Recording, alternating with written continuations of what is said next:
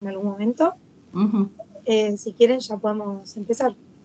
Bueno, cuando Rodrigo decida, empezamos. Yo te digo, Rodrigo, yo te presento y después empezás. Y te manejas, vas, es decir, ahí ya manejas como vos querés. Anda. Perfecto. Bien. Bueno, buenas tardes a todos. Y en esta última charla del ciclo Hablemos del Medioevo de este año 2023, contamos con la presencia de Rodrigo Laján-Cohen, así que un placer tenerte con nosotros. Voy a hacer la presentación de Rodrigo. Rodrigo es doctor en Historia por la Universidad de Buenos Aires y profesor de Historia Antigua Clásica en la Facultad de Filosofía y Letras. También enseña Historia Clásica en la Universidad Nacional de San Martín. Es investigador del Consejo Nacional de Investigaciones Científicas y Técnicas, es decir, CONICET, en el Instituto Multidisciplinario de Historia y Ciencias Humanas, IMICIJU, donde también se desempeña como vicedirector. Ha realizado estancias de investigación en diversos países. Sus investigaciones se centran en la historia de los judíos y las judías en la antigüedad tardía, con foco en la interacción con otros grupos religiosos. Entre sus publicaciones resalta el libro The Jews in Late Antiquity, publicado en el año 2018. Así que adelante, Rodrigo, te damos la bienvenida. Bueno, muchísimas gracias por la presentación, por la invitación y por la oportunidad de compartir con ustedes algunas ideas y reflexionar con ustedes, que son las que saben de arte, las y los que saben de arte. Que es como aclaración preliminar, yo voy a mostrar algunos frescos, algunos pavimentos, pero claramente no me voy a centrar en las técnicas, no las conozco y en aspectos vinculados a lo estético, así que eso no pasará por el costado. Sí voy a hablar de cómo se han interpretado las distintas expresiones de aquello que, entre comillas, podemos llamar arte judío tardío. Bueno, ahí voy a compartir la pantalla. ¿Ya la estoy compartiendo? No. Todavía no. ¿Qué me dice dejar de compartir? Espera. A ver, intentá dejar de compartir y compartir de nuevo. A ver, ahí. Ahí está. Ahí está. Bien. Bueno, primero tenemos un flyer hermoso, Carmelo. Ya habla de personas que conocen la estética y me gusta mucho el recorte que hicieron de este personaje que aparece en la sinagoga de Dura Europos, de la que hablaremos más. Y de hecho, para comenzar, me escuchan, ¿no? ¿Me escuchan? ¿Estamos bien? Sí. Tenemos acá dos imágenes. Sí, Primero, sí. la sinagoga donde yo era practicante, asistía, en mi época, la misma practicante que la sinagoga del Templo de Paso. Y del otro lado tenemos una sinagoga en Dura Europos, actual Siria, del siglo III después de la era. A primera vista, lo que salta a la luz es la ausencia de, al menos en esta sinagoga, no en todo, el judaísmo actual es un judaísmo múltiple, tal como suponemos que era el antiguo, que fue el antiguo, pero lo que salta a la luz, lo primero que uno ve es la ausencia de imágenes del templo porteño, excepto en el paroje,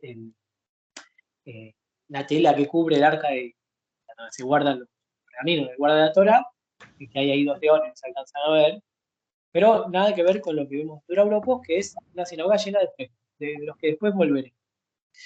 Ahora, lo que yo les quiero hablar hoy es qué sucedió en la Antigüedad Tardía, que es el periodo que yo estudio, con las expresiones artísticas de los judíos que han llegado hasta nuestro tiempo, ¿no? Esto hay que aclararlo. Uno trabaja con lo que llegó hasta nuestro tiempo, lo que se perdió no se puede hipotetizar sobre el silencio, así que tenemos que limitarnos a la evidencia. Y las dos preguntas que yo voy a tratar de resolver en esta presentación es, primero, se puede hablar de arte judío en la antigüedad y en antigüedad tardía. Y lo segundo es si se puede hablar de un solo judaísmo en la antigüedad tardía. Son dos... está llegando un eco. Creo que alguien tiene el micrófono activado. ¿Lo escuchan un grillo? Ahí está. Ahí me escuchan. Te escucho cortado. Se escucha como un silbido. A ver. ¿Querés que apaguemos el micrófono? Para que yo lo tengo prendido, lo apago. Sí, para mí está haciendo como un eco. ¿Ahora? Ahí está, silencié los micrófonos de quienes los tenían prendidos. Cualquier cosa, si necesitan preguntar algo, levantan la mano con la reacción y les permito activarlo. Dale, genial. Bueno, entonces, la segunda pregunta es si podemos hablar de un solo judaísmo en la antigüedad tardía. Hoy en día, yo creo que como la respuesta es obvia, si yo le pregunto si hay un solo judaísmo en la actualidad, no sé si es tan obvia la respuesta, pero si uno indaga un poco, mira un poco alrededor, se da cuenta de que no hay un solo judaísmo, hay muchas formas de entender a los distintos judaísmos que hay hoy, hay muchas formas de definirse como judío, como judía en la actualidad. Bueno, pero mi idea no es hablar del presente, sino hablar del pasado. Algunos textos que yo recomiendo, porque acá también la idea es presentar algunos textos que pueden servir si uno se mete en la historia del arte judío tardantiguo. Este es el de Hans Elsner, que es sobre arqueologías y agendas, reflexiones sobre el arte judío tardantiguo y el arte cristiano tardantiguo. Acá lo que va a plantear el autor, y para mí es un concepto que yo voy a tratar de retomar, es que no existe el arte judío como tal en la antigüedad tardía. No es que hay un arte específicamente judío. Vamos a ver que hay un repertorio de imágenes que sí usan los judíos en el periodo, pero estas imágenes son en el marco de las técnicas, las prácticas y un conjunto de imágenes y técnicas mucho más amplios que son los del arte general del periodo. Podemos llamarlo talo-romano, como queramos llamarlo, pero los judíos no son ajenos a las prácticas artísticas de la época. ¿No? Esto aplica a cualquier cosa de la que nosotros hablemos, ideas, prácticas, puntos. Hay especificidades dentro de determinados grupos, pero se dan en el marco de una sociedad más. Después tenemos unas obras muy buenas, voy a hablar de esto, pero los recomiendo porque son libros interesantes si a alguien le interesa el texto. Acá tenemos a Leibner y a Hetzer, que hacen una compilación bastante moderna del 16 y que tratan distintos tópicos y siempre trabajan con esta idea de analizar el que llaman arte judío acá, sin duda, en el contexto tardoantiguo. No, una de las cosas, de los problemas que tenemos, que yo repito una y otra vez, quienes estudiamos el judaísmo en cualquier periodo, es que tendemos a analizarlo como fenómenos aislados. Primero, porque existe un preconcepto de que los judíos son grupos que digamos, generalmente viven aislados, socian aislados. Y segundo, también porque tenemos una limitación temporal y a veces es más fácil estudiar al grupo que investigamos que hacer un análisis general. Bueno, en este libro se busca estudiar a los judíos, pero otra vez en un contexto más. Y después tenemos obras que son muy interesantes y que van sobre esta misma premisa. Por ejemplo, este libro de Rina Talgam, que es Mosaicos de Fe, los pavimentos de paganos, judíos, americanos, cristianos y musulmanes en Tierra Santa, ¿no? Este libro sí lo tengo, es de las pocas cosas que...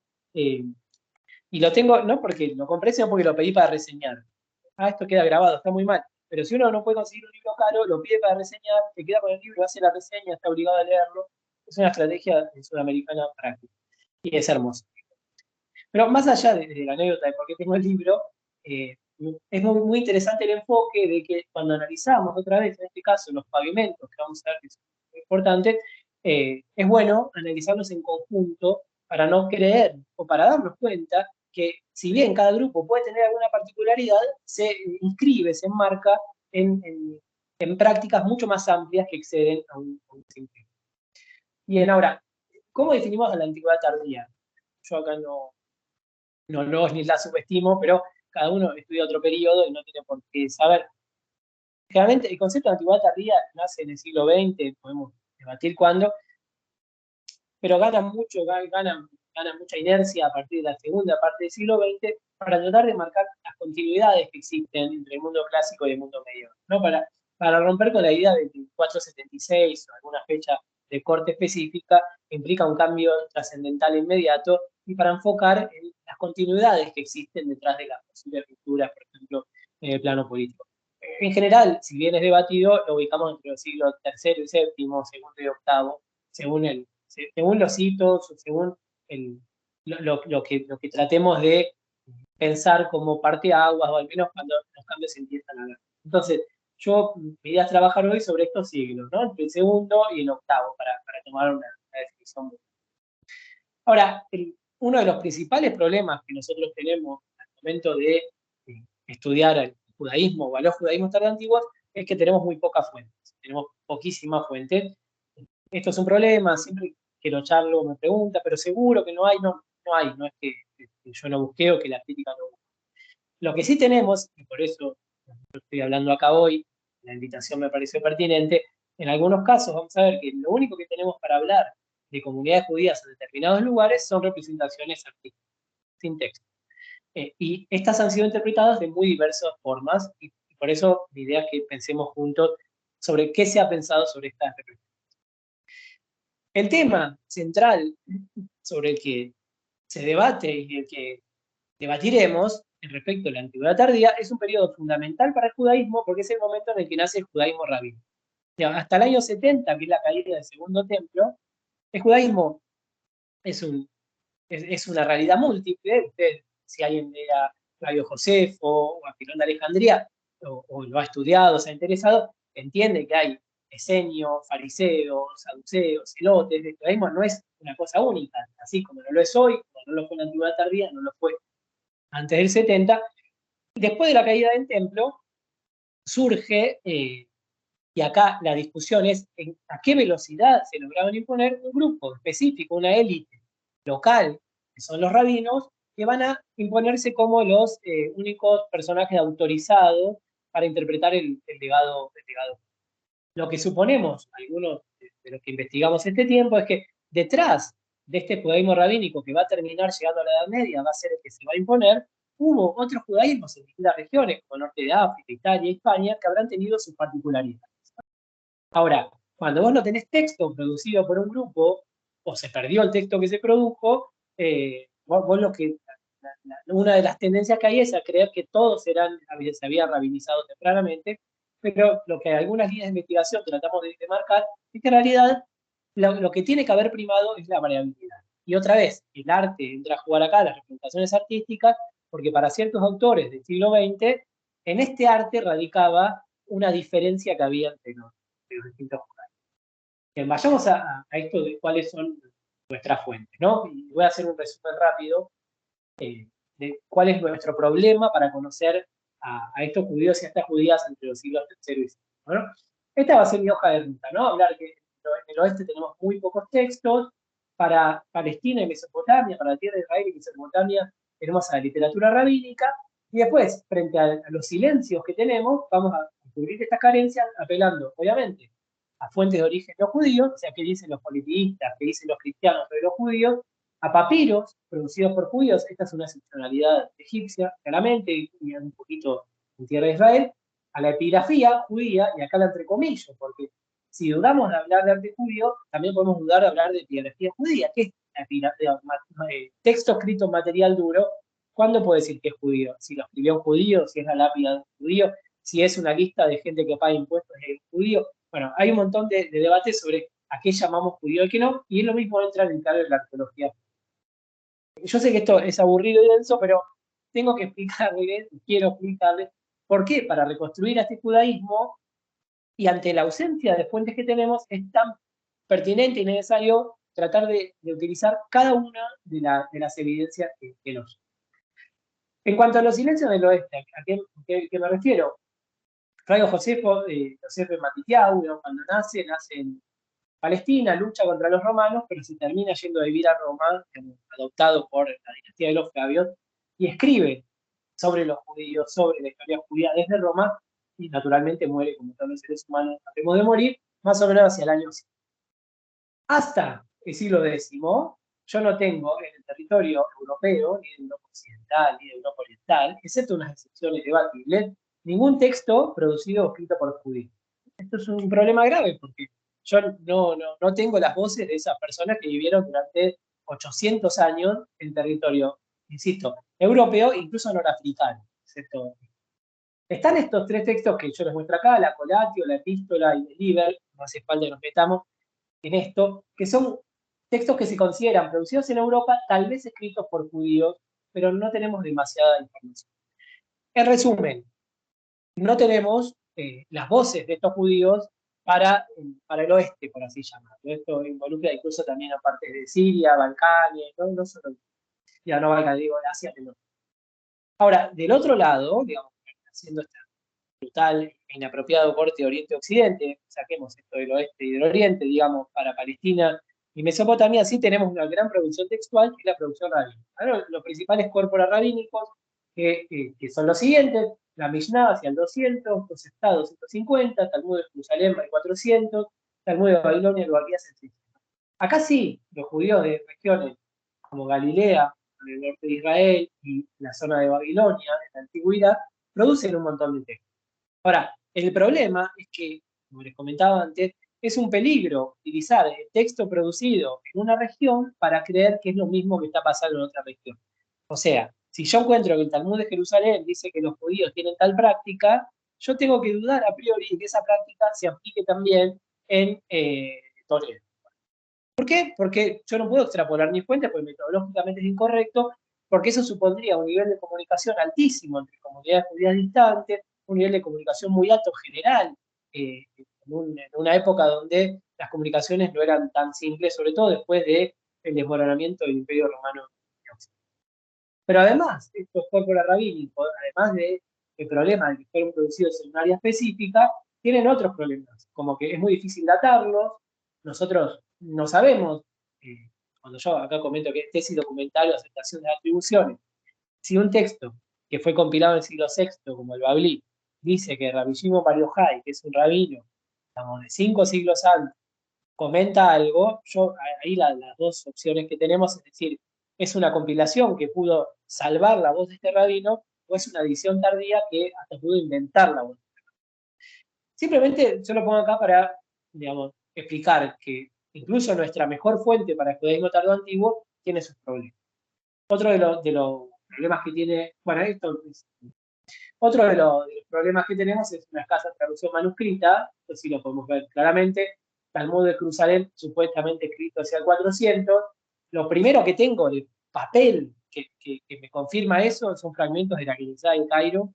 La Guinizá es el sitio de la sinagoga donde se guardan los textos sagrados que se pueden tirar, del 10º. Y recién el primer manuscrito entero, el Yehiel Ben Yehutiel, bueno, Bar Benjamín, el nombre, está en la Leiden ahora, que es el 13. O sea, piensen, entre el siglo XIII y el 400, yo tengo que creer que se ha logrado sostener ese texto original, pero no tengo demasiada certeza, o al menos tengo derecho a dudar si no hay intervenciones en el texto. Igual después la editio Prinker llegará. Esto se asocia también que en Talmud, los y las que conocen el tema saben que supuestamente viene de esta Torah Shebe'al-Peh, que es la Torah oral que fue pasada por escrito, y supuestamente la oralidad, no supuestamente, seguramente siguió operando en la cabeza. Bueno, no quiero insistir demasiado en la literatura rabínica, solamente esto, recordar que, insisto, nuestra mejor fuente para el periodo tiene un montón de problemas. No olvidar también que los textos que escribieron los rabinos para mostrarse como los únicos con derecho a controlar ese nuevo judaísmo. Cuando uno establece ese tipo de textos, obviamente proyecta hacia el pasado realidades presentes y hace un montón de operaciones destinadas a legitimar. Ahora, cuando yo trabajo, otra vez para recuperar a estos judíos, voy a fuentes de origen no judíos, principalmente las fuentes que encuentro para la antigüedad tardía son las fuentes cristianas, ¿no? Autores cristianos, padres de iglesia, que escribieron sobre los judíos. Pero claro, ¿cómo escriben estos padres de iglesia sobre los judíos? Generalmente en tono polémico y en tono agresivo. El cristianismo acaba de nacer, está formando su propia identidad, y lo que termina haciendo para constituir su propia identidad entre un montón de operaciones discursivas que hace, es construir en el judío a un adversario, un enemigo, aquel que era el pueblo elegido, para el que estaba destinado del Mesías y el mensaje divino y no lo reconoció. Por tanto, mis posibilidades de obtener información sobre estudios concretos, históricos, a través de una literatura polémica son limitadas. Si yo trato de reconstruir la historia de los comunistas a través de los textos del senador McCarthy, no voy a encontrarme con comunistas, sino que voy a encontrarme con la imagen de los comunistas que construyó McCarthy para aterrorizar a la población estadounidense. No. Acá no hay un otro, es lo que yo considero que es el otro. Bueno, voy a saltearme estas cosas, sin decir que cuando hablamos de estos judíos que aparecen en los textos cristianos, en algunos textos, en otros sí, hay una especie de mirilla donde una carta de un papa que habla a un judío específico, yo puedo encontrar el judío histórico, pero en general este tipo de textos, los que son tratados teológicos, sermones, eh, diálogos polémicos, lo que aparecen no son judíos históricos, sino judíos hermenéuticos, judíos retóricos. Son figuras empleadas por los cristianos para hablar de. Bueno, y voy a saltear quiero saber. En cuanto a la evidencia papirológica, no hay mucho más que decir. El papiro tiene una ventaja por sobre otro tipo de fuentes, sobre todo por la conservación de los papiros en Egipto, que son textos producidos una sola vez que han permanecido ahí. Por supuesto que en papiro yo puedo copiar la Biblia, y eso sí es una copia, pero lo que se encuentra en Egipto, que me habla de los judíos del periodo, son cartas que puede mandar un particular a otro particular, y eso me da una pauta es una ventaja por sobre otras.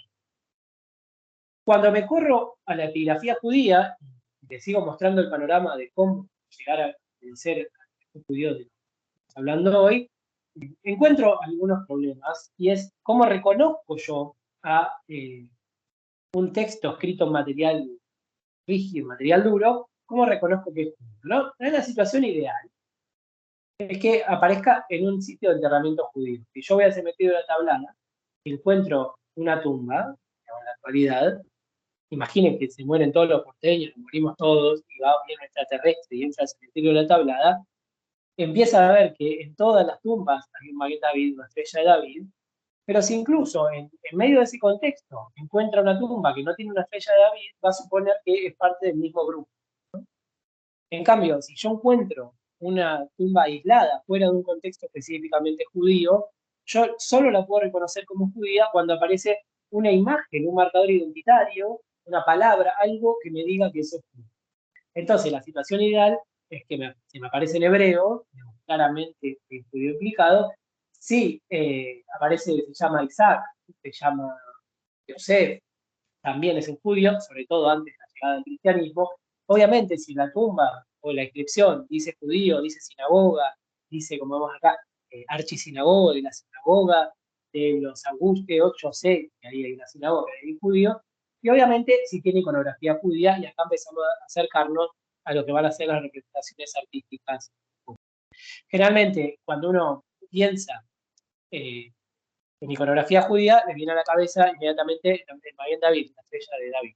Para la antigüedad tardía, la estrella de David no es un símbolo judío en absoluto, es un símbolo más. Existe como símbolo, pero no. Entonces, por ejemplo, encuentra esta tumba, Aurelia Protogenia, le dice a Aurelia Quintilla, su madre carísima, que vivió tantos años, bla, bla, bla. Nosotros sabemos que esta tumba es judía, que esta lápida es judía, porque fue hallada en una catacumba judía, ¿no? Insisto, si yo la saco de la catacumba, no sé si la encontraron en Torlonia o Randaní, en Roma hay 6 catacumbas judías, así como hay tantas otras cristianas. Si yo la saco de ahí, la tiro a cualquier lado y la encuentro suelta, nunca podría decir que acá hay un judío, es de Randaní. O hay 2 judías. Ahora aparece algo un poquito más interesante, insisto, aproximándonos a nuestro tema, que es esta tumba de Faustina, ¿no? En Tade, Keitai, Faustina, aquí yace Faustina. ¿Y cómo sabemos que es judía? Porque tiene una menorá, este es el símbolo judío por excelencia en la antigüedad tardía, el candelabro, la menorá, además, esta tapa de sarcófago es romana, los judíos romanos se habrán cruzado varias veces con el arco de Tito, donde se recordaba la toma de Jerusalén, que está llevando a la menorá de Jerusalén, y acá vemos un shofar también, ahora vamos a ver a detalle, un plano ritual, y la palabra shalom. paz en hebreo es de las pocas palabras que aparecen en la catacumba judía de Roma, en el sentido de que, al parecer, los judíos de Roma habían olvidado el hebreo, no les interesaba marcar con sus lápidas, y el 80% de las lápidas judías de Roma están en griego y el 20% restante en latín. En hebreo hay muy poquitas, y siempre con esta fórmula: Shalom, Shalom al Israel, paz a Israel, paz. Pero más, acá la palabra Shalom, más que un lenguaje que comunica, es como un icono, una demostración del carácter judío. Algo que ha llamado la atención y que a ustedes podría llamarle la atención es por qué aparecen dos relieves podrían ser máscaras de teatro. Porque ustedes me dirán, y volvemos al principio de la diapositiva que mostrábamos, existen un montón de corrientes judaicas que se ven en el propio Talmud que prohíben la representación de humanos, ¿no? Basadas en una interpretación rigurosa del segundo mandamiento. No solo se prohíben la representación de humanos y algunas representaciones específicas, sino sobre todo se prohíben los relieves, porque connotaba idolatría para determinados grupos. Y acá la respuesta que vamos a tener a este tipo de representaciones y que vamos a dar para otras que veremos, es que es muy difícil saber. Acá, a diferencia de lo que investigan ustedes, por lo que yo sé, acá no tenemos ideas de quién es incompetente y un montón de elementos de contexto que para una obra de arte le dan, entiendo yo, perdón, estoy metiendo la pata seguramente, pero todo ese contexto que te permite comprenderla mejor. Más allá de analizarla técnicamente en su propia existencia, hay un contexto que acá no es ajeno. Acá simplemente se encontró esta tapa de sarcófago, se la registró, se la anotó, pero no sabemos cómo. Entonces, opciones son muchas. La primera, por ejemplo, es la reutilización de materiales durante cualquier periodo de antigüedad. La piedra es cara, las cosas son caras. Yo voy por cualquier lugar, encuentro una tapa de sarcófago, es una tapa que está muy bien formada, muy bien hecha, agarro y le escribo ahí el nombre de la persona que envió y la reutilizo. Y punto. Y no me interesa si tiene una imagen o no, es lo que había. Otra opción, no, es que yo mandé a hacer esta tapa de sarcófago, la persona que murió le encantaba el teatro, era actriz, no lo sé, no lo vamos a saber nunca. Hay un montón de opciones. Una cosa que yo digo ahora, que te tiré después, es que al menos para la familia que utilizó este sarcófago para Faustina, la existencia de estas imágenes no representaba algo perturbador, algo que generara una reacción. Digo, nadie se tomó el trabajo de picarle con un cincel las caras o taparlas con un pedazo de cemento. Digo, al menos no generaba aversión. Es lo de mínimo, la cuestión de mínima que yo hacía. Otra vez, si yo le saco la menorá, le saco el shofar, le saco la palabra en hebreo, Faustina puede haber sido una persona politeísta, cristiana politeísta, judío-cristiana. Está en nuestro registro de tumbas judías, lápida, lo que fuere, simplemente porque tiene estas inscripciones, estos marcadores identitarios claros. Ahora, si yo veo esta, insisto y cierro y no lo vuelvo más loca con esto, Julia Alejandra hizo esto para su primerito esposo Ímero. Es imposible, acá no hay ningún marcador identitario, se llama Julia Alejandra, Ímero, nombre típico grecolatino, y no hay nada que me indique que es judío. Está en nuestro catálogo de lápidas judías porque fue hallado en un contexto judaico, en una catacumba judía. Ahora, cuando yo salto a la arqueología judía también entrecomillada, ¿qué es lo que encontramos en la antigüedad tardía que nos puede dar algunas pistas de cómo vivía esta gente? Bueno, contextos funerarios, acá tenemos cementerio de superficie, que son los más difíciles porque son las lápidas más utilizadas, y catacumbas. Yo les comentaba, las catacumbas más famosas que tenemos en Italia son las 6 catacumbas de las afueras de Roma, hoy accesibles solo 2, y una catacumba muy importante, sí accesible, en Venosa, en la región de Basilicata, donde hay, en Roma hay 600 inscripciones, en Venosa hay más o menos 75 inscripciones judías. Es un repertorio muy rico para lo que es las regiones fuera de Palestina y Mesopotamia. En Palestina hay muchas más. Después, ¿qué encontramos? Y de lo que más vamos a hablar, de representaciones artísticas, sinagogas. Y es mucho más difícil encontrar un hogar judío. ¿Cómo sabe un arqueólogo si una casa era habitada por judíos, por cristianos, por politeístas? es verdaderamente difícil, porque generalmente en las casas no había pavimentos de mosaico, si los había, puede ser en algunas casas, pero podían tener motivos genéricos, no decían acá hay una sinagoga, no había una menorá, no había un montón de aspectos, entonces es muy difícil. Si yo encuentro una lucerna, una lámpara, con una menorá en una casa, puedo sospechar que vivía un judío ahí, pero también puede ser que a alguien le gustó esa lámpara y la está utilizando. No siempre el marcador identitario va pegado a la práctica del sujeto que tiene determinado objeto, ¿no? Bueno, y de los objetos que encontramos tenemos amuletos, vasos de oro, algunas de estas expresiones vamos a ver, cuencos mágicos, sellos, etcétera. Bueno, monedas. Otra vez, ¿cómo sé yo que un lugar, vamos a decir un edificio, es una sinagoga? Bueno, a veces es muy fácil, hay una inscripción, dice Santa Sinagoga, esta es la sinagoga de... O aquí Julio Alejandro arregló el arco donde va la Torá por el bien de la comunidad. Ahí yo sé que es una. Pero lo que generalmente nos ayuda, porque muchas veces las inscripciones se pierden, es la iconografía.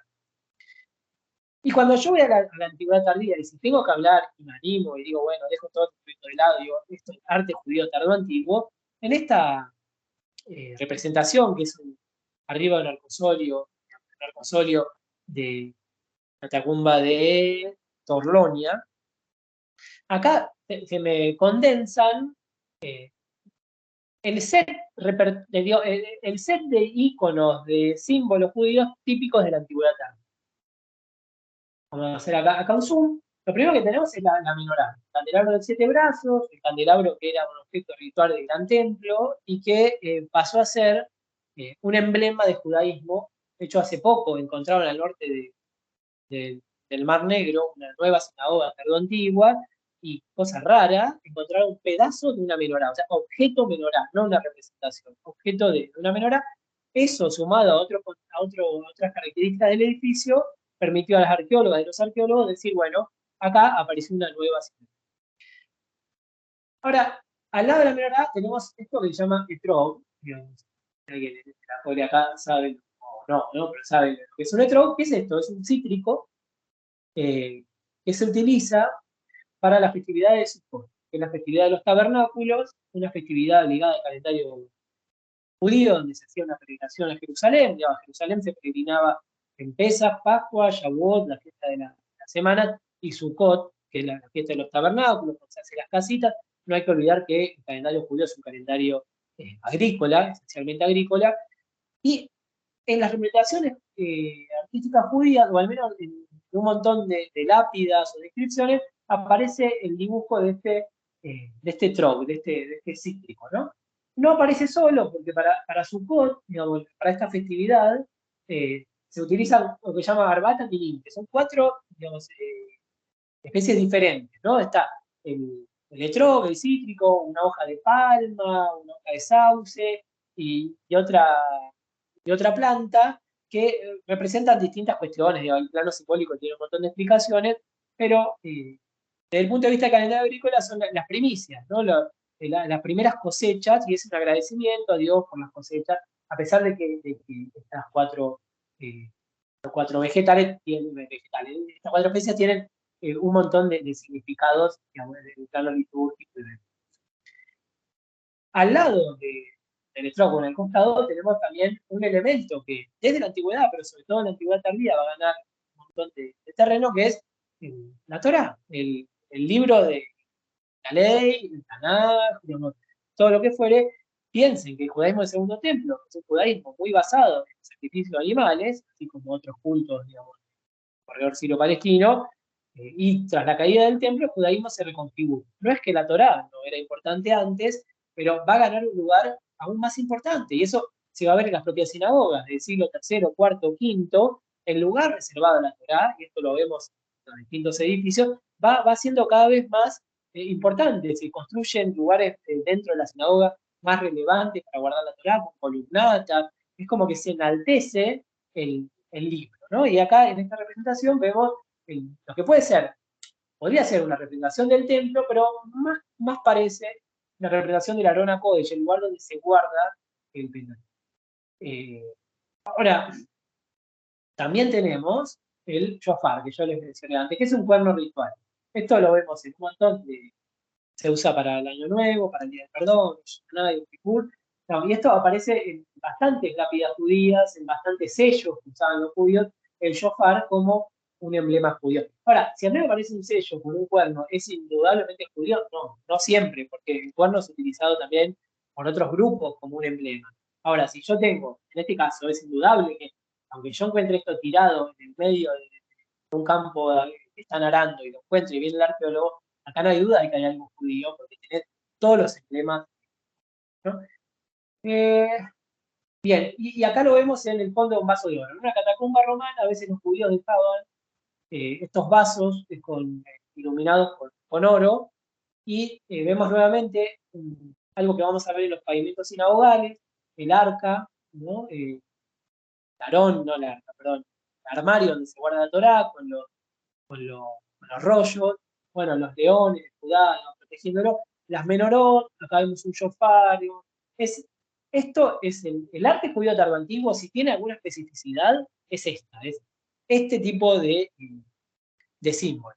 Insisto, esto es el 10% del arte judío tardo antiguo, el resto es pavos reales, otro tipo de aves, un montón de cosas que se comparten, porque en el fondo, y hay un autor que se llama Víctor Ruchert, que lo trabajaba para las catacumbas judías, probablemente se hayan usado los mismos talleres artísticos, judíos, cristianos, politeístas. Digamos, había especialistas en arte, y no es que estaban solo especialistas para arte judío, especialistas para... Eran artistas en general que eran contratados por las distintas comunidades para ejecutar los pedidos que tenían, ¿no? Acá lo tenemos un poquito más cerca, el vaso de oro, de los pocos que han sobrevivido, ¿no? Porque estas tumbas han sido saqueadas sistemáticamente, un vaso de oro o se vende una colección privada o se funde para igual sacar oro de acá. Pero, y acá me anticipo algo que vamos a ver, aparecieron, sobre todo en el siglo XX, se han hallado escenas bíblicas explícitas, ¿no? Con representaciones humanas. Esta que para mí es horrible, de un mal gusto fijar, y de una calidad pésima. ¿Alguien podemos así? ¿Qué ven acá? ¿Qué creen que es esta escena? Yo nunca puedo evitar hablar del traste de Abraham. Bueno, dije Abraham igual. Pero, ¿qué creen que es esta escena?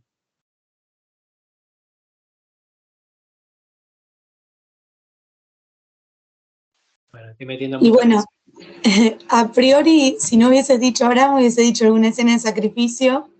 Bien. Y ahora que dijiste Abraham, ya lo puedo más ubicar en el sacrificio de Isaac. Claro, ese que se llama Beatisca, que es el intento de sacrificio de Isaac. Acá tenemos a Abraham con una sonrisa muy malévola. No es una sonrisa, pero acá donde, y acá ustedes saben mucho más que yo, es muy difícil saber si esta comunidad estaba feliz con este mosaico y consideraba que así se expresaba la realidad y que era hermoso, o si no les dio el presupuesto para pagar a alguien más experto. Porque vamos a ver mosaicos del mismo periodo que tienen una belleza, al menos se ajustan a los parámetros estéticos grecolatinos con mucha más precisión, ¿no? Acá sí, acá tenemos a Abraham, Isaac, con el cuchillo presto a matar al niño, y acá está la mano de Dios que le pega la mano a Isaac, le dice, bueno, a Abraham. Ahora vamos a volver sobre esta imagen porque generó como un impacto bastante fuerte, no el hecho del sacrificio en sí, sino la aparición de una imagen de un pavimento sinagogal tan explícita, movió un poco el tablero historiográfico. Bueno, acá le tenemos un poquito más cerca. Pero esto que les decía, después uno puede encontrar en la sinagoga de Mahón, en el Negev, la imagen de un ave, que puede tener un montón de explicaciones en el plano de lo simbólico, pero si yo saco esto del contexto sinagogal, esto puede estar en un templo pagano, en una iglesia o en una sinagoga. Este tipo de representación es compartida, es un lenguaje común que existe en parámetros artísticos de la época. Y después aparecen cosas que con el tiempo se van a convertir en nefastas para el judaísmo, pero en la sinagoga de Engedi aparece una esvástica, que en el momento no es más que un símbolo solar, y aparece, porque los judíos emplean todos los símbolos que tienen cerca, usando también los que consideran propios, pero no por eso niegan el uso de distintos emblemas. Esto no es que vino un antisemita e hizo la svástica, digo, esto del propio tiempo de la sinagoga. Y después hay cuestiones bastante más polémicas, como que en la catacumba de Mandanini encontraron esta imagen que es la diosa Victoria, supuestamente yo le creo a las personas que lo realizaron, coronando un joven. Y apareció en el medio de la catacumba judía. Entonces, ahí empiezan las preguntas, sobre esto voy a volver, pero la idea es por qué los judíos tenían esta imagen en su catacumba, en un sitio de enterramiento, una diosa pagana, ¿qué les pasa? Bueno, sobre esto volveremos. Y aún más complicado, esto que encontramos en la sinagoga de Amán Tiberías. ¿Qué creen que es esto? ¿A qué les resuena?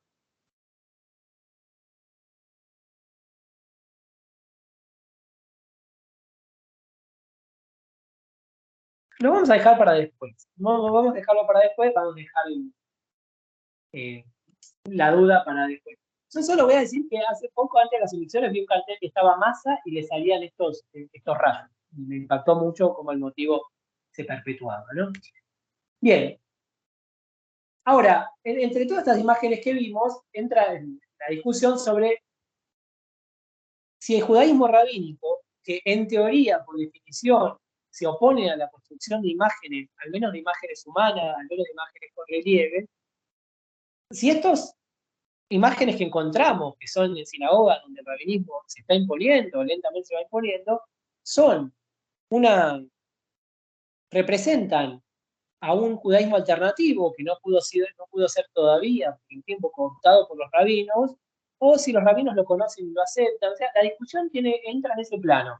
¿Qué pasa? O los rabinos aceptan este tipo de arte, o los rabinos no controlan las sinagogas, y estas sinagogas, digamos, se enmarcan en un judaísmo que aún no fue rabinizado.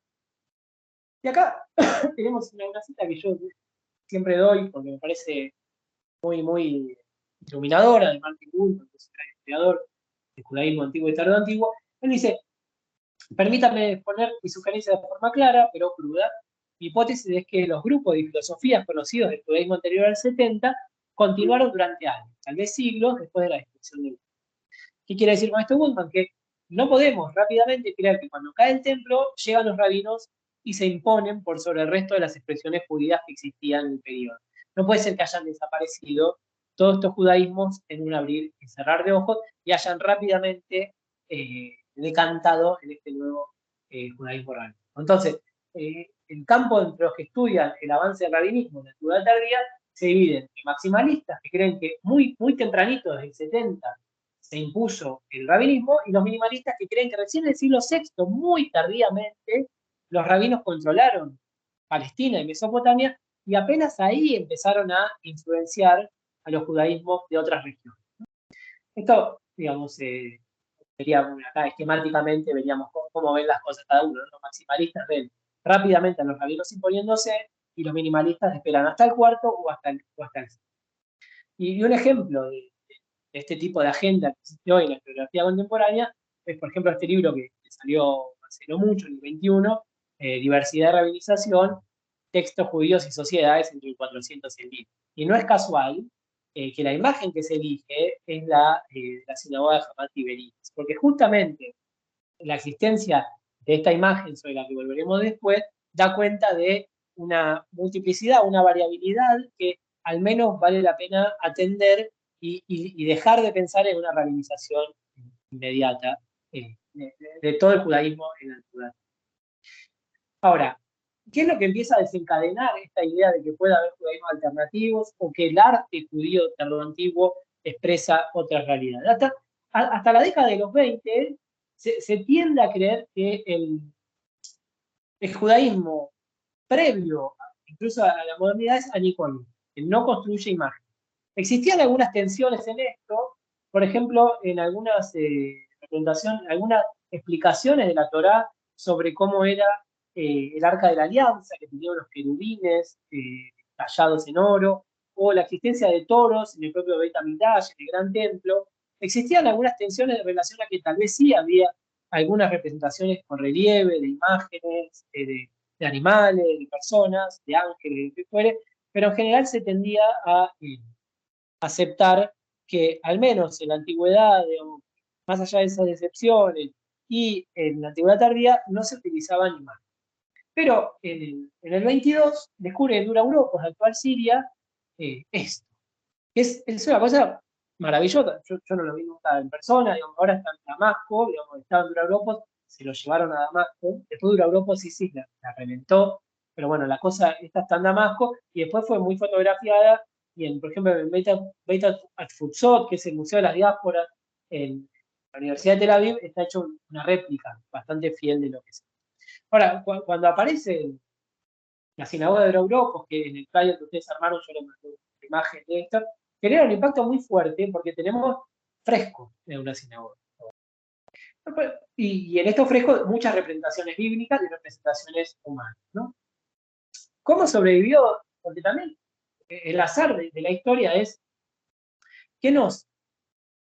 ¿por qué nos llegan las cosas que nos llegan? ¿No? Digo, generalmente las paredes de las grandes estructuras no se conservan. Por supuesto que puede haber excepciones, ¿no? Y las hay, pero de sinagogas antiguas y tardoantiguas no tenemos paredes en general. Lo que quedan son las bases, los pavimentos, las bases, alguna columnata, alguna.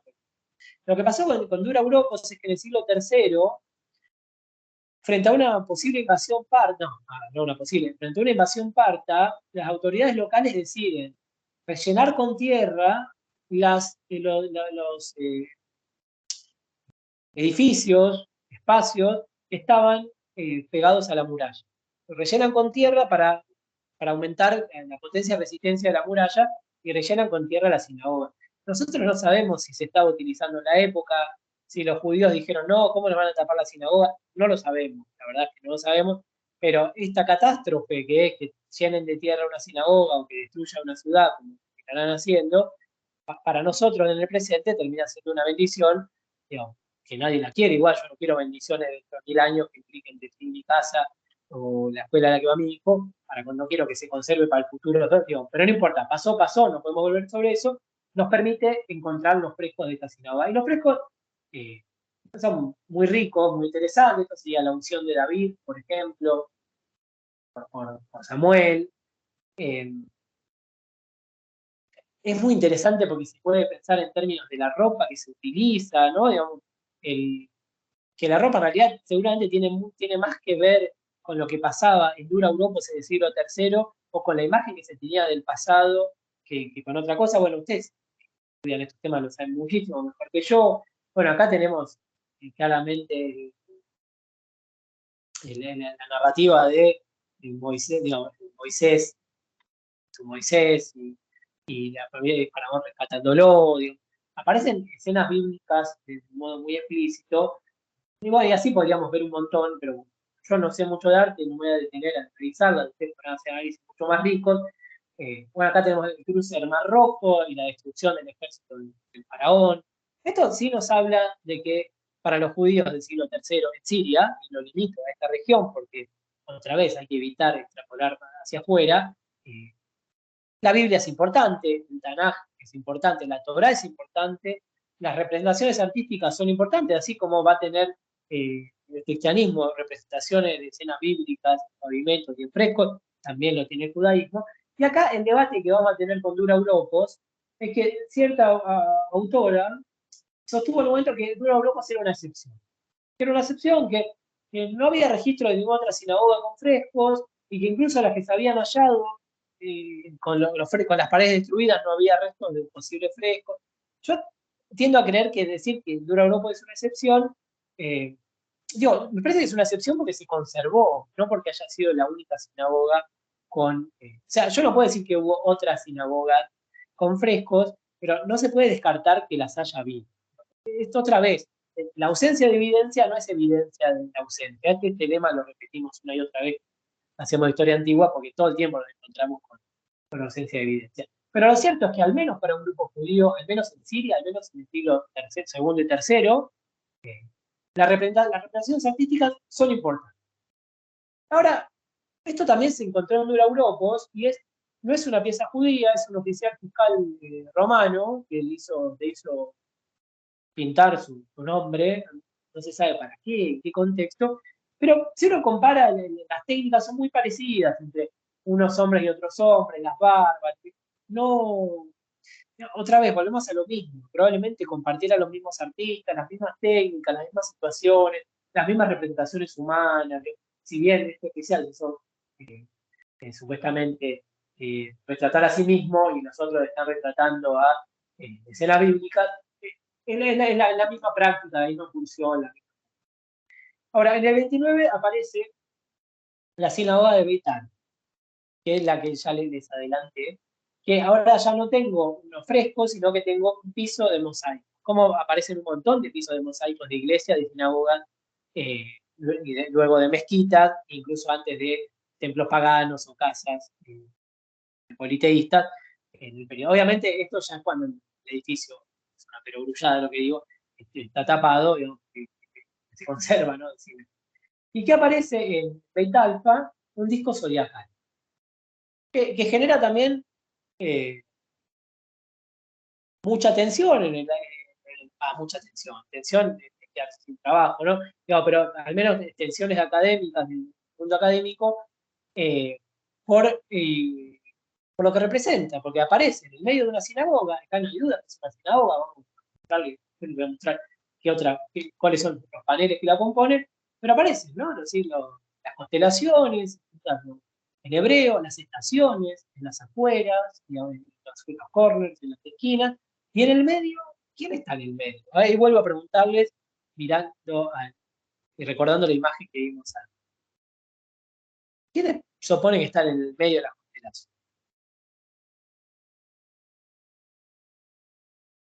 Y por lo menos, perdón, por lo menos en base a la imagen anterior parecía una representación de Cristo con... Bueno, claro, la imagen anterior, está muy bien lo que comentás, porque la imagen anterior en realidad parece al emperador y parece a Cristo, porque después la imagen de Cristo va a solaparse con el emperador, pero también la imagen de Helio. Es Helio una imagen solar. Una imagen solar es el Helio con sus cuatro carros. Ahora, fue muy impactante para los primeros investigadores que descubren esto encontrar que en el piso de una sinagoga aparece Helios, o al menos el símbolo solar. Y ahí van a empezar a buscar explicaciones de por qué en una sinagoga hay constelaciones y hay un sol, y hay una deidad, y hay representaciones humanas. Entonces, una de las primeras respuestas, yo después sobre esto voy a volver, es que son simples ornamentos, simples decoraciones que no tienen nada que ver con la creencia de esta gente. Simplemente quisieron adornar su sinagoga y además, como es una religión atada al calendario, qué mejor coordinarla con un disco del zodíaco que lo que muestra en realidad es el avance del tiempo y en el medio el sol, que es el que nos ayuda a ver el avance del tiempo, ¿no? Pero, ¿cómo sabemos que es una sinagoga? Miró, bueno, acá está el hebreo, ¿no? Pero además por esto que les dije antes, aparece esta escena, está en la parte de abajo, de lo que es la sala principal, ¿no? Acá también hay que jugar otra cosa, es que la gente pisa esto. Hubo un momento en el mundo cristiano que se prohibió, por ejemplo, representar en pisos de mosaico, en pavimentos, cruces. ¿Por qué? Porque estabas pisando una cruz. Acá, a los judíos que iban a esta sinagoga parece no molestarles pisar a Abraham o pisar a determinadas cosas. No, prefieren la decoración o prefieren lo que sea y no consideran que pisarlo es un problema, o al menos es lo que creemos. No sé, tal vez le evitaban para entrar, pero es el lugar donde se reza. Bueno, acá volvemos a lo de antes, y esta es la que está en la parte de arriba del disco, que ahí sí tenemos este set, este repertorio de tardoantiguo típico de judaísmo, que es la menorá, el Aarón para la Torá, un shofar, los leones, parecen gatitos mimosos, más que leones, esto, y bueno, los pavos, acá aparecen los shofar, son las típicas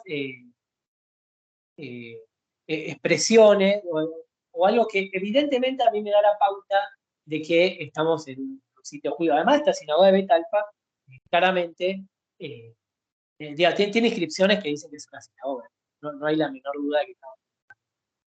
Y ya en los 60 se descubre esta que yo les mencionaba antes, que es mucho más hermosa, que es Hamat Tiberíades, y que es muy importante porque es del siglo IV, y en Tiberíades, Iberia, estaba el patriarca judío. En la antigüedad tardía, las autoridades romanas conceden la existencia de un patriarca, que es el representante judío para todo el mundo, y que el código teodosiano llama incluso ilustre, que lo respetan como el principal interlocutor. En la propia ciudad del patriarca se construye una sinagoga hacia el siglo IV, en la que hay un disco zodiacal, con Helios en el medio, y con, además, una imagen que se parece mucho a la imperial, porque tiene el orbe en la mano, ¿no? Y algo muy interesante, que el Talmud prohíbe explícitamente representar a la imagen imperial con el orbe en la mano. Y acá, en la ciudad tal vez más importante del judaísmo tardoantiguo en términos de autoridad, que es Tiberias, aparece esta imagen, ¿no? Y esto es el debate que yo les decía antes.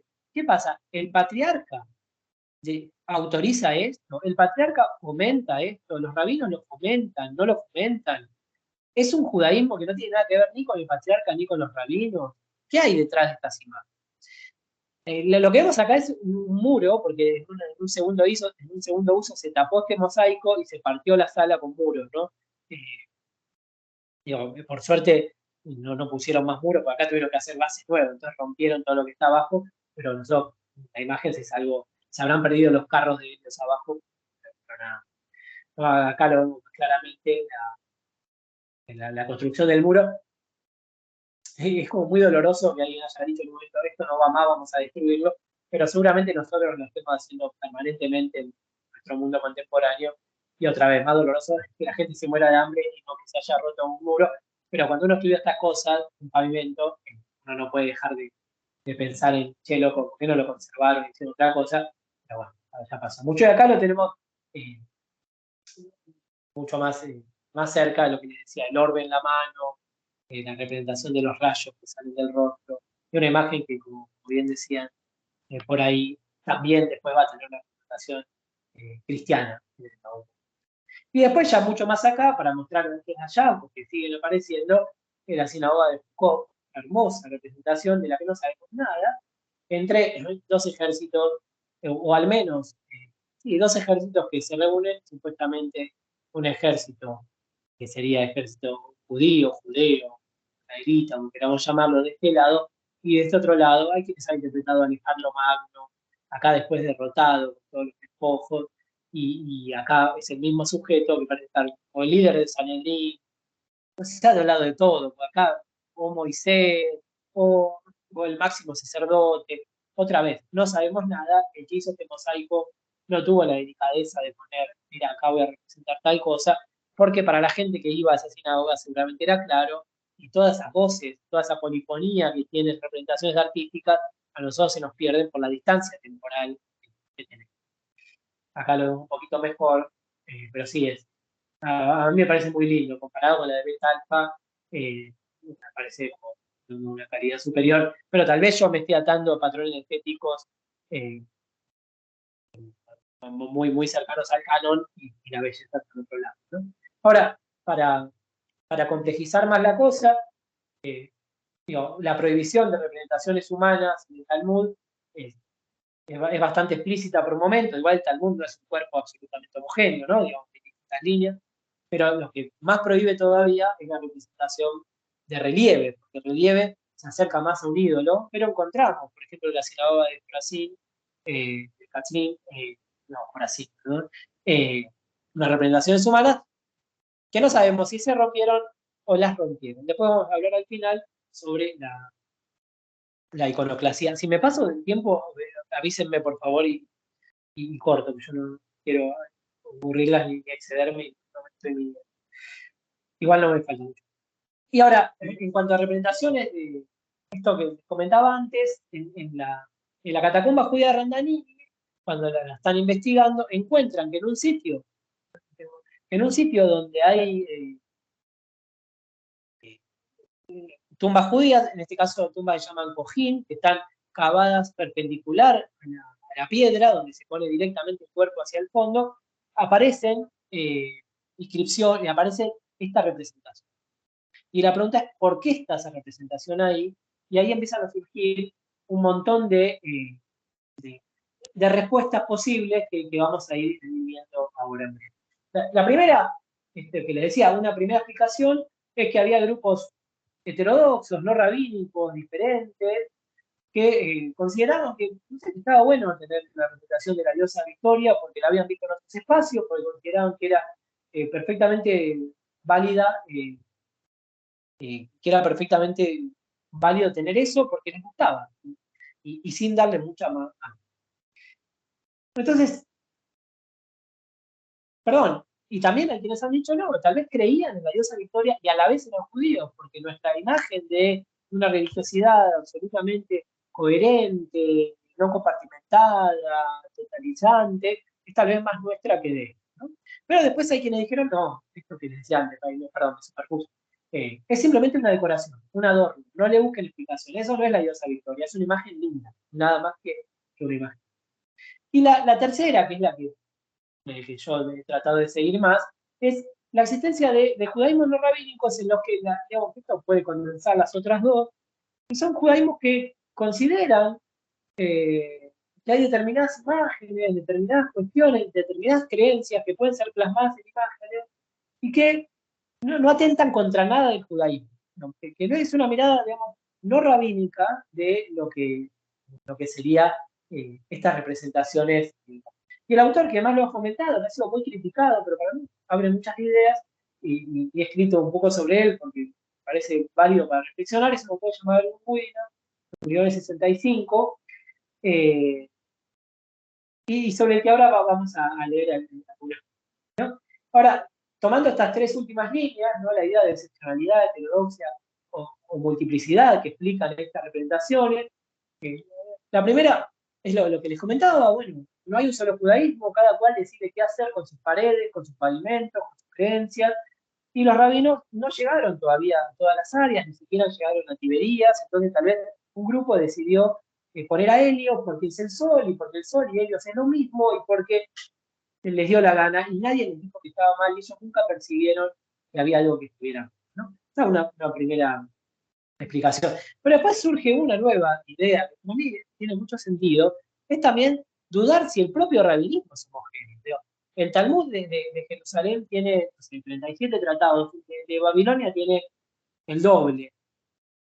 Hay un montón de voces rabínicas en el medio. ¿Por qué no pensar que había rabinos que veían con buenos ojos las representaciones artísticas y había rabinos que se oponían a eso? Porque creer que el rabinismo es un movimiento homogéneo es creer a la voz de los rabinos finales, que ponen todo en una línea de continuidad, cuando en realidad hay un montón de disidencias. Si uno lee el propio Talmud, están todo el tiempo discutiendo los rabinos, haciendo, digamos, haciendo carne los chistes judíos sobre dos judíos, tres discusiones. No, están todo el tiempo discutiendo sobre cómo es la ley. Entonces, no sería extraño pensar que los propios rabinos tienen miradas diferentes sobre el uso del agua.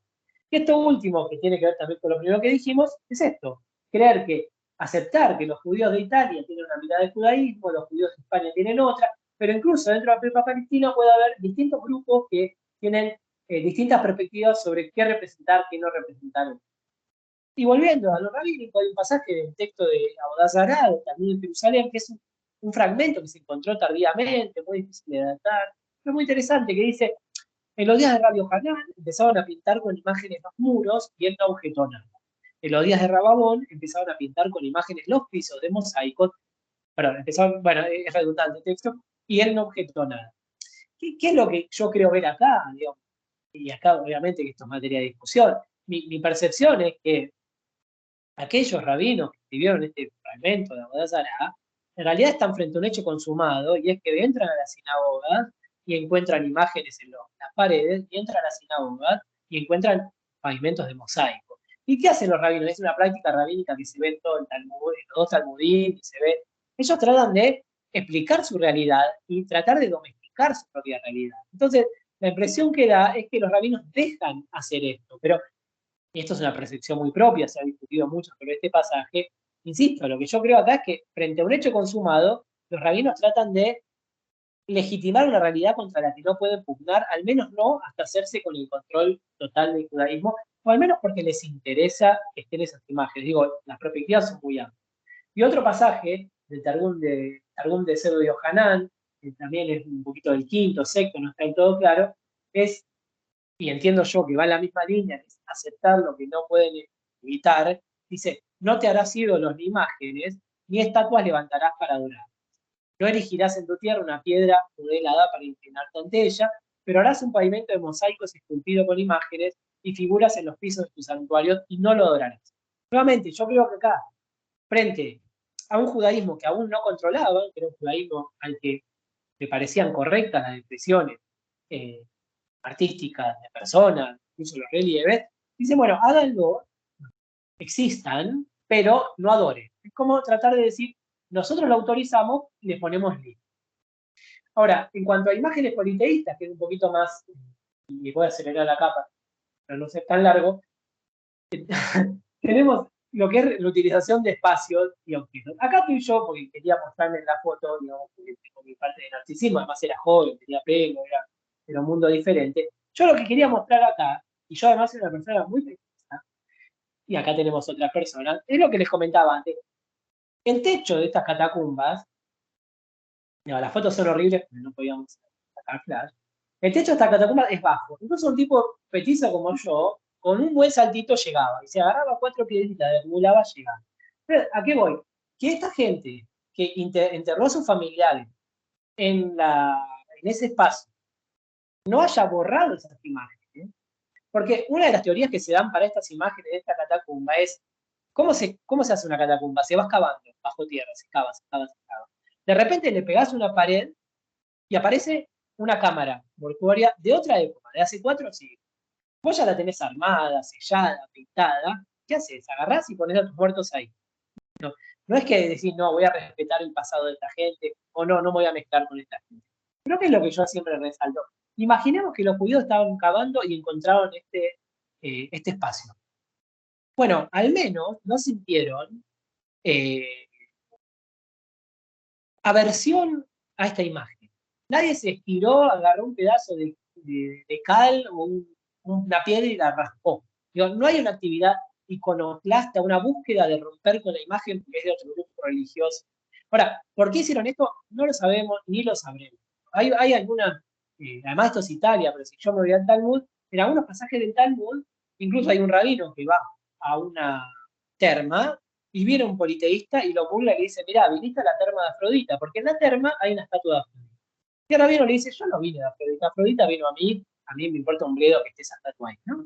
Entonces, hay un montón de posibilidades sobre esto. Lo que yo sí quiero rescatar es que, o bien en esta catacumba se dibujó y los judíos dibujaron esto porque les pareció que era adecuado, bello, o porque tenían algún vínculo con la diosa Victoria, o encontraron este espacio y lo utilizaron y no les molestó que existieran estas imágenes. No voy a leerles sobre Budinaf ahora, si quieren después lo hablamos, me parece que leer mucho ahora. Quiero ir al final de la presentación para no ser tan larguero.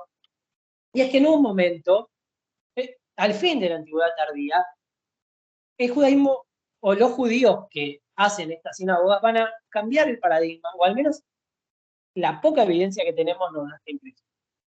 ¿Por qué? Porque encontramos pavimentos donde tiene el arte figurativo, digamos, sobre todo los rostros, intervenidos, ¿no? En una típica actitud iconoclasta, de destrucción de imagen.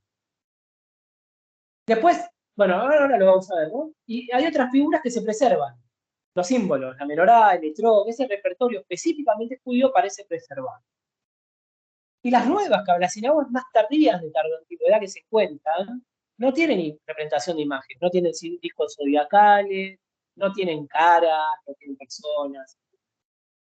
Ahora vamos a ver, porque acá hay una...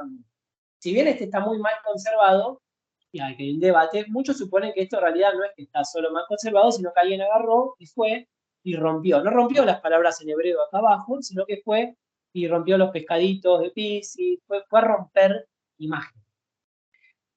Esta es muy, muy interesante porque las y los que saben de esto consideran que antes de esta representación del Sol había acá una representación de Helios, como vimos en Hamad Tiberías, luego Talpa. ¿Y qué hicieron?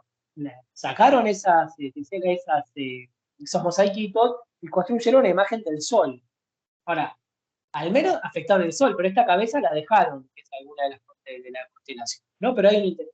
Y ahora, esto es muy interesante, la Sinagoga de En-Gedi no tiene ningún disco zodiacal, pero está escrito acá, créanme, yo le creo a los que lo leyeron, acá están escritas todas las constelaciones. O sea, se pasa de la imagen al texto. Se habla la imagen, porque en algún momento parece que para un grupo rabínico o para un grupo judío no rabínico, no sabemos, la representación de imágenes pasó a ser un tema complicado. Y acá es muy claro que donde había un disco zodiacal, ¿qué hicieron? Lo sacaron y pusieron la representación geométrica neutra. Se fue el zodiaco. Acá también es muy interesante, en Merod, esto sí es muy típico de iconoclasta, se afectan los ojos de la imagen, ¿no? Se ve muy claro. Y de las nuevas sinagogas que aparecen, igual esto digo las nuevas y hay dos, no es que tenemos demasiadas sinagogas del octavo, noveno y décimo como para hacer, pero es sintomático que la sinagoga de Jericó, que es la de las más tardías que tenemos, séptimo, octavo, lo único que tiene son el típico repertorio judío, como si el judaísmo se hubiese replegado sobre sus propios símbolos, menorá, shofar, probablemente esto sea Adás, Arabá, no sé, alguna de esas presentaciones de Sukkot, y la palabra Shalom al Israel. Esto es el judaísmo que va a entrar a la Edad Media, que nosotros creemos un judaísmo donde no representa, donde no dibuja, o al menos se termina en la Antigüedad Tardía algo, después de la Edad Media que se investigue los medievalistas puros, yo soy un hereje, yo estoy diciendo al final de la Edad Clásica y a principios de la Edad Media, pero bueno, acá hay una mutación de este paradigma. Ahora, lo que nosotros no sabemos es por qué los judíos cambiaron, porque nosotros no podemos aislarnos del contexto. Los cristianos tienen una disputa iconoclasta en el mismo periodo. Digamos, no sabemos si estos fueron intervenidos por los cristianos, que intervinieron no solo iglesias, sino también sinagogas. No sabemos si los judíos no se vieron influenciados por la prédica cristiana iconoclástica, aunque no triunfó, tuvo un par de siglos de presencia fuerte. Tampoco sabemos si la llegada del Islam, el primer Islam no es anicónico, pero relativamente rápido muda hacia el aniconismo, si no pudo haber influenciado. No sabemos si estos judíos decidieron dejar las imágenes o fueron forzados a dejar las imágenes, porque las religiones mayoritarias, cuando están en el poder, influyen también sobre las religiones minoritarias. Muchas veces tienen, digamos, influencia directa. Bueno, y para concluir, para dar algunas conclusiones, aunque mi idea acá era abrir el tema, más que concluir algo, porque creo que es un tema para que pensemos juntas y juntos, no otra cosa, tenemos algunas conclusiones como para decir algo al final, que hubo en la Antigüedad Tardía un tipo de arte figurativo que fue producido por ciertos grupos judíos, porque en muchos lugares fuera de Palestina la verdad es que no encontramos representaciones de imágenes humanas. Digo, por ejemplo, yo no tengo ni en la sinagoga de Ostia, el pavimento que se conservó es geométrico, no apareció nada parecido a lo que aparece en Palestina. En las catacumbas aparecen estas representaciones de símbolos, pero no hay rostro. Entonces, hay quienes dicen que en realidad lo que se llama la diáspora, podemos debatir si sabían o no había arte figurativo, pero sí en Palestina. Pero bueno, conclusión, ciertos grupos judíos vieron con buenos ojos, lo desearon, lo comentaron y pagaron por tener representaciones, tanto en sus paredes como en sus pisos. Este tipo de arte incluyó tanto imágenes asociadas exclusivamente al judaísmo, que es este repertorio que es el que va a quedar, como representaciones características de otros colectivos religiosos. Digo, yo no les mostré acá, pero en una que se llama la Casa de Quirios Leontis, no se sabe si es una casa o una sinagoga, hay una representación de la Odisea. Digamos, ¿por qué? Porque el judío que vivía ahí le gustaba la Odisea y le pintó hacer la Odisea ahí. Y no era un hereje por hacer eso. ¿No? Insisto, se comparte un arte, se comparten gustos, se comparten un montón de cosas, más allá de lo que las ortodoxias de cada época nos dicen que es lo que debe ser un judío o un cristiano. Hay una práctica que excede lo que se impone, digamos, desde arriba. Y bueno, esto que les decía, ¿no? Hubo tipos de representaciones genéricas que comparten todos los grupos religiosos, judíos, cristianos, politeístas, y que hacia los siglos VII y VIII parece imponerse, digo parece, porque son potencial, porque las evidencias son escasas, una línea dentro del judaísmo, probablemente una línea rabínica, porque al final en este periodo lo que va a triunfar es el rabinismo, pero tal vez dentro del rabinismo una línea rabínica que rechaza el uso de imágenes, y nosotros no vamos a ver en la Edad Media, de lo que nos llegó de la Edad Media, representaciones de escenas bíblicas o de personas, al menos no en la magnitud y no con la profusión que tuvo en la Antigüedad Tardía. Por eso, dentro de lo que es lo terrible es trabajar en la Antigüedad Tardía, donde hay tan pocas fuentes, al menos el arte judío, entre comillas, vamos a decir el arte judío, a pesar de todo lo que dije, es muy lindo y es muy rico, y yo recomiendo verlo porque es llamativo y se asocia mucho al canon de la época, pero tiene sus particularidades y que tienen que ver con las propias particularidades de estos judaísmos que existieron en la antigüedad. Y bueno, y eso creo que es todo lo que tengo para decirles, así que les agradezco la atención, haberme escuchado y haber resistido hasta el final.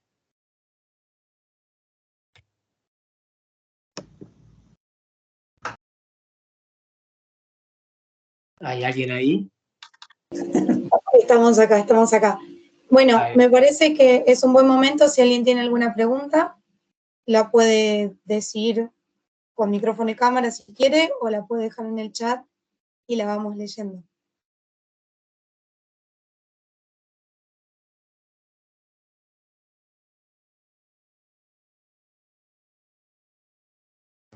Yo quería hacer una consulta. Sí. Una de las imágenes que me llamó la atención fue la de unos mosaicos en las catacumbas, donde está la imagen de los leones y de los pavos reales. Quería consultarte si en este contexto, ¿no? Como de abrevar de otros grupos religiosos, quizás tomarlo como modelo decorativo, ¿cuál sería, si es conocido, el símbolo subyacente a eso? Digamos, en las imágenes que quizás estamos más acostumbrados a ver, pensamos en Daniel para los leones y para lo que es el pavo real en la resurrección de Cristo o en la inmortalidad. ¿Hay alguna línea para comprender esas dos figuras? No, es algo que yo me olvidé de comentar, y es que justamente este autor, Goodenough, que yo mencionaba, todas las interpretaciones que él hace de los mosaicos y de los frescos son en clave griega. Para él, Filón de Alejandría, yo lo adelanté porque quería decir, para él, por ejemplo, David es Orfeo. Cuando un judío expresa a David, expresa a Orfeo. El pavo real también puede ser, tanto en términos, digamos, puede ser renacimiento, vida nueva, lo que fuere, o puede ser también interpretado en una clave grecolatina que a mí se me escapa, digamos, no necesariamente cristiana, pero no lo piensa nunca en términos judíos porque, términos judíos, yo mismo caigo en la propia trampa de creer que hay algo estrictamente judío. El judío me diría, no, es perfectamente judío pensar a Orfeo, porque Filón de Alejandría hizo un gran esfuerzo por mezclar la tradición griega con la tradición judía. Bueno, para Goodenough es eso lo que vemos ahí. Yo creo que, y aprovecho para completar, que sea tu pregunta, que el problema es que como no tenemos otro texto, no queremos usar rabinos, pero usamos a Filón. Bueno, y también es lo mismo, estamos proyectando una realidad en otra 5 siglos después. Pero bueno, entonces, los leones también son muy caros en el judaísmo por el tema de Judea y los leones de Yehudá, de Judea, digamos, se puede interpretar ahí, pero también Daniel y la escena de los leones es una escena que está muy presente en el judaísmo. Si bien luego la apropiación cristiana es mayor y Daniel pasa a ser una figura que los judíos usan, pero muy asociada al cristianismo. Hay algunos sellos judíos encontrados en Mesopotamia que están en hebreo y está Daniel. Y Daniel con los leones.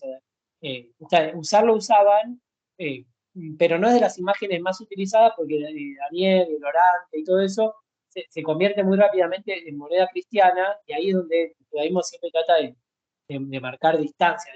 Algo que yo no mencioné, pero es que justamente la cristianización del Imperio Romano hace que los judíos terminen remarcando sus propios marcadores identitarios. En la época precristiana no hay tanto uso de símbolos judíos por parte de los judíos, tal vez porque no lo perciben como necesario. Cuando el cristianismo se impone en el aparato estatal romano y cuando ubica a los judíos en el lugar de un grupo específico, y además los judíos tienen que diferenciarse, porque los cristianos todo el tiempo se diferencian de los judíos, ahí empezamos a ver en las tumbas mucho más uso de... por eso en la antigüedad tardía ve un montón de símbolos y expresiones que antes no, porque tal vez antes no lo necesitaban para definirse. Bueno, igual todo esto fue para escaparme de tu pregunta, yo puedo volver y hacerme cargo. Los leones sí, creo que aparecen en un montón de lugares y sí podrían ser considerados parte del repertorio judío, y los pavos reales también aparecen mucho, pero bueno, como pavos reales encontramos también en regiones, en hipogeos politeístas y en los cristianos, ahí también la polisemia del pavo real tiene que haber sido de una magnitud, y acá yo debería revisar al propio Budina o al propio Talmud si hay alguna definición propia del pavo. A mí me parece que el judaísmo no le da tanta importancia al pavo real, pero tendría que chequearlo, la verdad. Porque de cada símbolo nosotros podemos decir un montón de cosas y habría que buscar en cada judaísmo qué dijo de eso. Claro. Bueno, muchas gracias. No, por favor.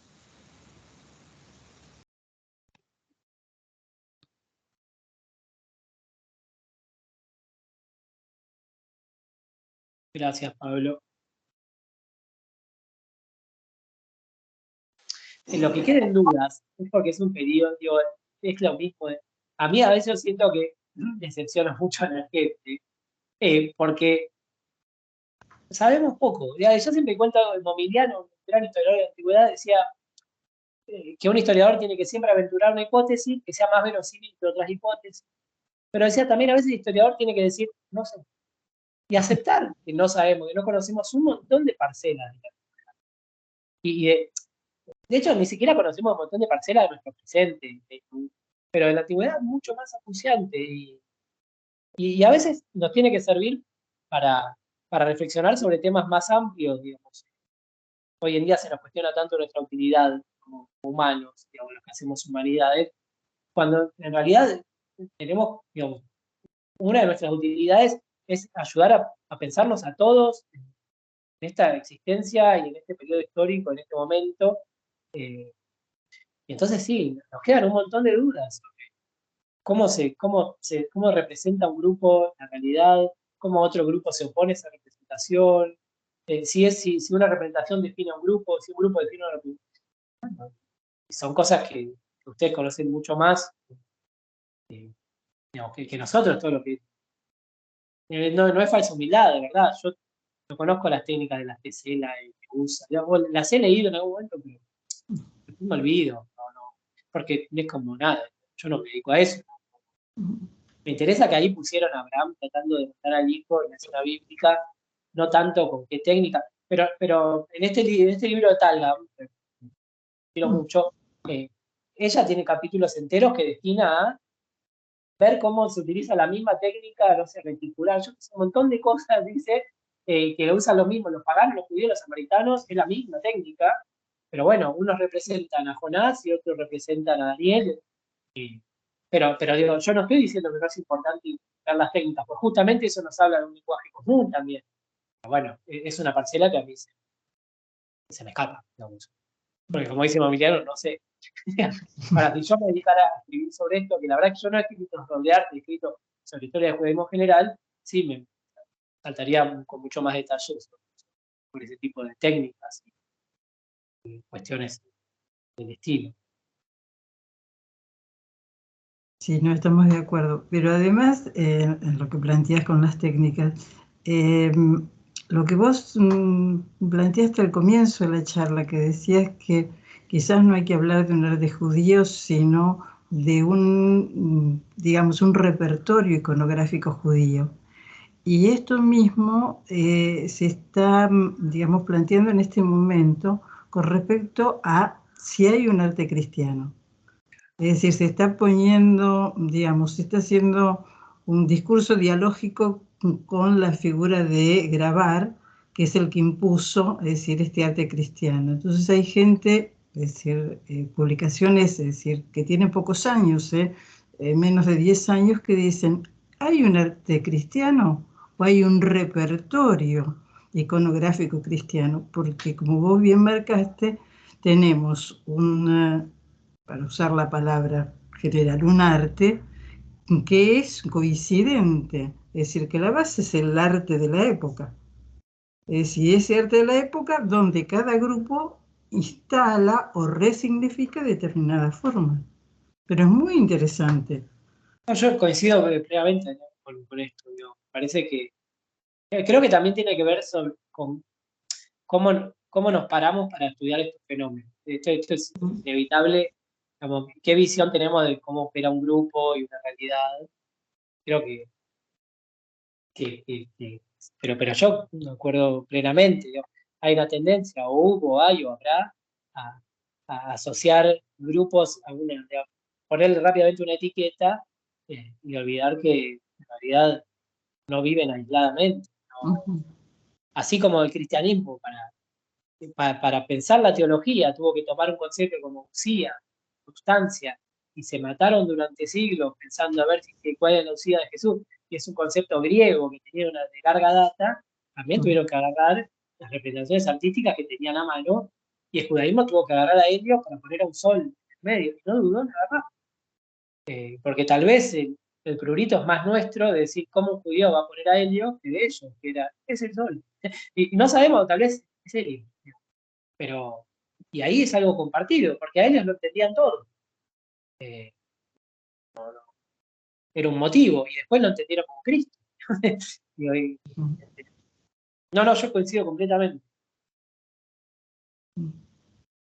Ahora es interesante empezar digamos, a recopilar todo lo que se está encontrando, ¿no? Y sobre todo, en lo que fue el siglo XX, es decir, en las últimas décadas, de esto que parecía que quedaba solamente constreñido, pues nosotros aprendíamos siempre, bueno, está dura Europos y nada más.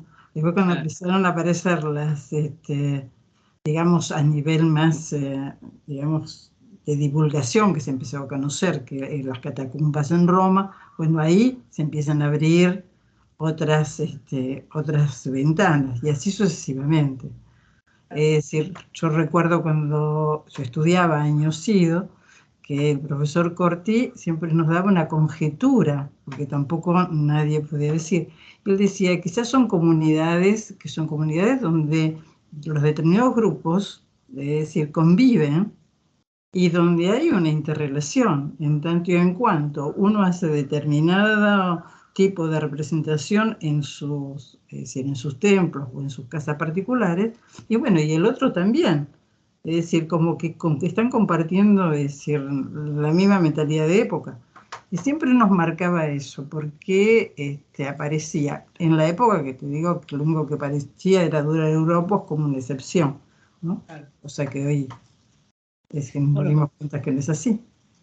Bueno, esto que no sé si lo comenté, porque, bueno, lo digo tanto, que el tema de cuando decimos que hacemos una historia judía, lo que hacemos historia judía, es un problema en sí, porque sí, creo, es como creer que los judíos siempre es excepcional. Y yo siempre, el ejemplo que doy es cuando uno estudia la epigrafía, el griego que usan los judíos en las tumbas tiene errores. Entonces durante un tiempo se decía es judío griego. Pero vos te vas 200 metros, ves una tumba politeísta o cristiana, tiene los mismos errores, y es porque el griego está evolucionando, no porque están hablando. Pero la primera respuesta que tenemos, porque hacemos historia judía, es buscar lo diferente. En realidad hay este horizonte general, o los cuencos mágicos, que son unos cuencos que tienen, bueno, a veces aparecen cuencos mágicos en una misma casa que pertenecen a dos religiones diferentes, porque hay gente que la magia es claramente un campo compartido, la magia, y no es que esa gente era sincrética, tal vez consideraba que los dos cuencos mágicos eran eficientes, listo, pero no se consideraban sincréticos, como uno puede pensar, no, porque eso es más nuestro que de ellos.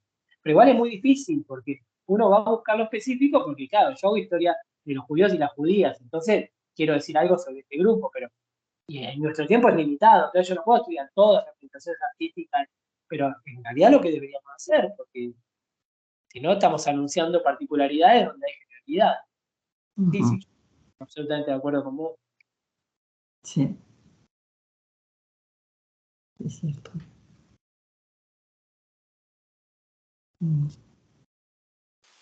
Bueno, ¿hay alguna pregunta o algún comentario más? Si no, bueno, me queda agradecerte, Rodrigo.